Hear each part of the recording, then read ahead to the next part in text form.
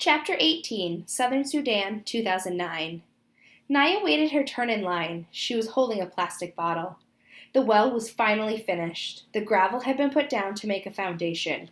The pump had been installed and the cement had been poured and left to dry. Before the pump was used for the first time, the villagers all gathered around. The leader of the workers brought out a big sign made of blue canvas. The canvas had writing on it. The writing was in English, but the leader spoke to Naya's uncle, and Uncle told everyone what the sign said. In honor of Elm Street School, Uncle said. This is the name of a school in America. The students at the school raised the money for this well to be dug.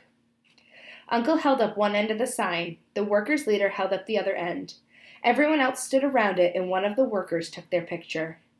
The picture would be sent to the American school so that the students there could see the well and the people who are now using it. Then the villagers all got in line to wait their turn for water from the new well. When Naya reached the head of the line, she smiled shyly at her uncle, who paused in his work for a moment to smile back at her.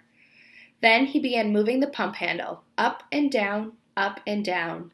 A stream of water flowed from the mouth of the pump. Naya held her bottle underneath the pump mouth. The bottle filled up quickly. She stepped aside to let the next person fill a bottle. Then she drank.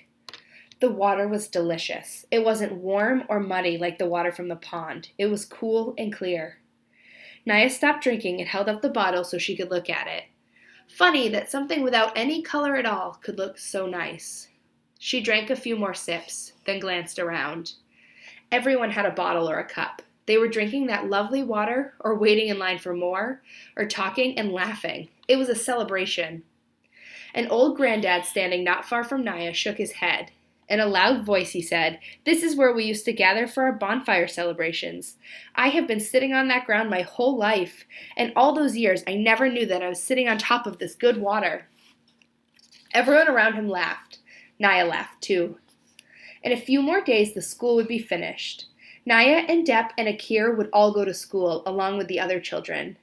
Next year there would be a marketplace where the villagers could sell and buy vegetables and chickens and other goods. There was even talk of a clinic someday, a medical clinic, so they wouldn't have to walk so far to get help as they had to when Akir was ill. It was the well that was bringing the village all these good things.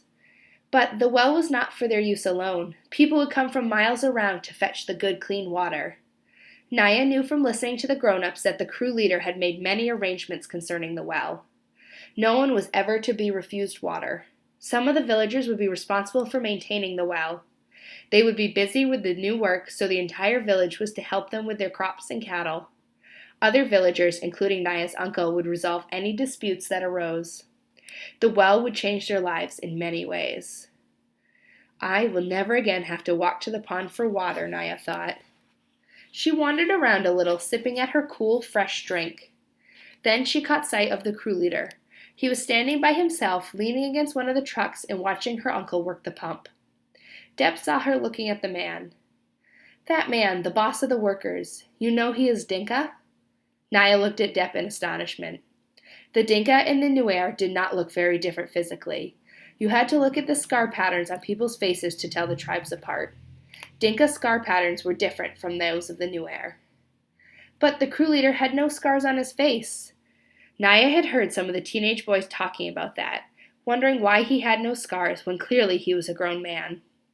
The leader's assistant was Nuer. So were most of the crew. They all had Nuer scars. Naya hadn't thought about it much, but she realized now she had always assumed that the leader was Nuer too. The Dinka and the Nuer were enemies, had been for hundreds of years. Why would a Dinka bring water to us, she wondered aloud. I heard Uncle and Father talking about him, Depp said. He has drilled many wells for his own people. This year he decided to drill for the Nuer as well. Depp had not really answered Naya's question. He probably doesn't know the answer, she thought. But now Naya felt there was something she had to do. She walked over to where the man was standing. He didn't notice her at first, so she waited quietly.